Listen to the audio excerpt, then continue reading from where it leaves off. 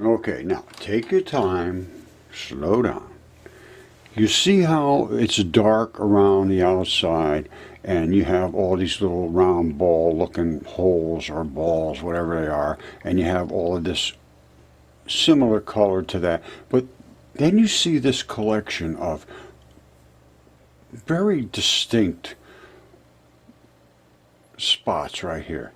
I believe those were where the fibers ran out, and they break right off here. And the rest was the tendon enthesis.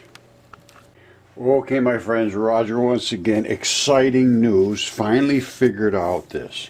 Now, this guy, Eric Rintamaki, discovered Yooperlites on the beach of Lake Superior in Michigan. So I'm thinking to myself, what the heck are these things? You know, I study rocks, and look at this. Now, they glow in ultraviolet light. All right, now, it's outstanding video. And I think I understand what these are, or I'm starting to understand it. Let's go with that. But he's putting light on these, the ultraviolet light here. Again, let me just be sure you understand what the channel is. It's the Crystal Collector.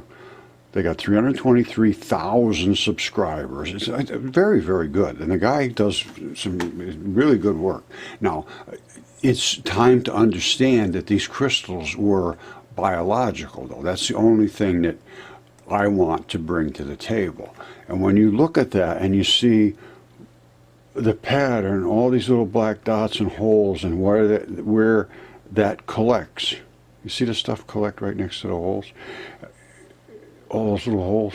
I think I understand now what this is. Now, I don't know what the material is. We'd have to do some chemistry here. But you can see they're all very similar, but only some of them have that particular material inside of them that is, it fluoresces when it's struck by ultraviolet light. And what does that mean? It means there's a metal in here, I believe, that is the source of the reflectivity.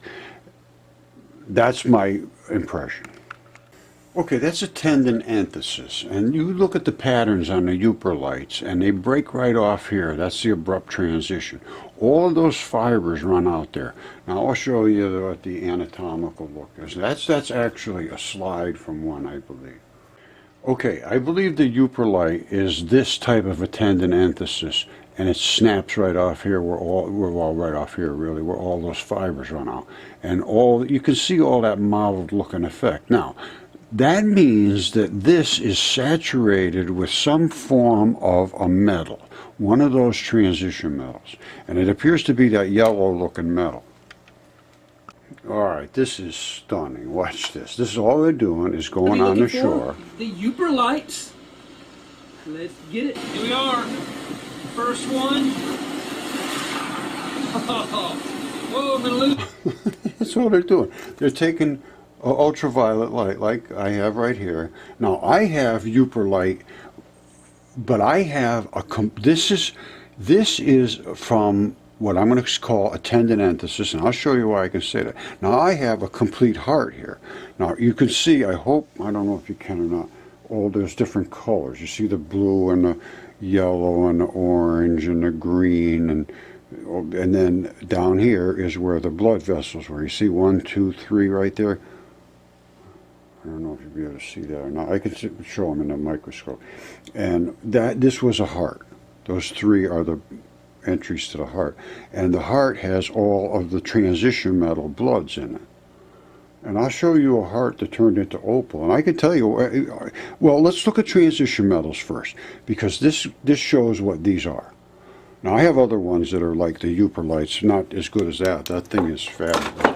You know, and all of these are basically the same as this. However, this had a certain metal in it, and that metal is the reflective source of that glow, because ultraviolet bounces back a light that is extremely bright when it's the right metal in here. And the transition metals are the source of colors.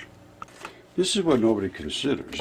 all of these are transition metals. They're ions. What does that mean, ion? It means that it wants to attract or give up electrons. They are right in here. These are the transition metals. This is what your blood is saturated with. Without iron, cobalt, nickel, copper, zinc, all of that stuff is in your blood. If you don't have the right amounts of that stuff, you cannot give up and accept molecules. That is how you deliver and remove toxins from your body. If you don't have these in there, you can't do it. Now, I've shown this a million times too.